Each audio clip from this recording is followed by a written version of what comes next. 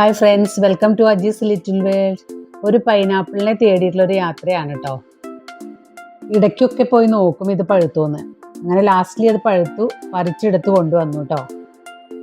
പകുതി എടുത്ത് ജ്യൂസ് അടിക്കാനായിട്ട് മാറ്റി വെച്ചു. ബാക്കിയുള്ളത് കൊണ്ട് ഒരു പൈനാപ്പിൾ പുളിശ്ശേരി ഉണ്ടാക്കാനുള്ള ഒരു പരിപാടിയാണ് കേട്ടോ.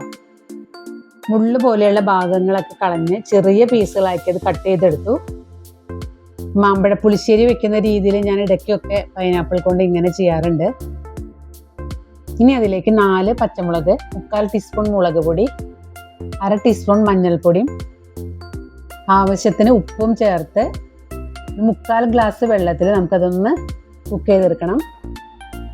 കുക്കാവുന്നത് വരെ ഒന്ന് അടച്ചു വെക്കാം. അത് കുക്കായിട്ട് വരുമ്പോഴേക്കും നമുക്ക് ഇതിനൊരു അരപ്പ് റെഡിയാക്കാം. ഞാനൊരു 1/4 കപ്പ് തേങ്ങ ചിരകിയതും 1/2 ടീസ്പൂൺ ജീരകം പൊടിച്ചതും കൂടെ ഇട്ട് കൊടുത്ത് നന്നായിട്ടൊന്ന് അരച്ചെടുക്കുന്നുണ്ട്.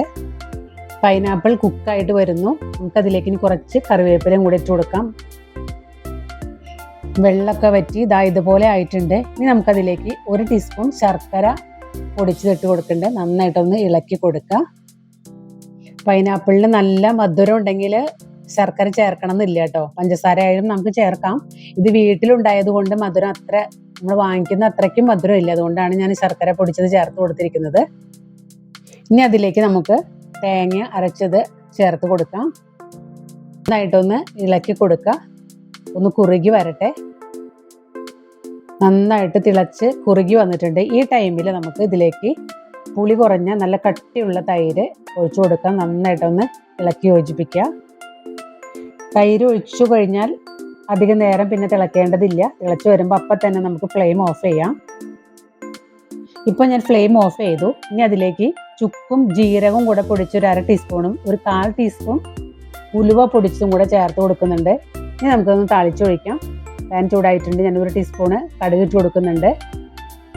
ഒരു നുള്ള് ഉലുവയും കൂടെ ഇട്ട് കൊടുക്കുന്നുണ്ട്. കുറച്ച് വറ്റൽമുളകും കുറച്ച് കറിവേപ്പിലയും കൂടെ ഇട്ട് കൊടുത്ത് അതൊന്ന് പാകമായിട്ട് വരുമ്പോൾ ഇതിലേക്ക് ഒരു 1/4 ടീസ്പൂൺ മുളക് പൊടിയും കൂടെ ചേർത്ത് കൊടുക്കുക. ഫ്ലെയിം ഓഫ് ചെയ്തിട്ട് വേണം ഇങ്ങനെ ചെയ്യാനായിട്ട്, അല്ലെങ്കിൽ കരിഞ്ഞു പോകാൻ സാധ്യതയുണ്ട്.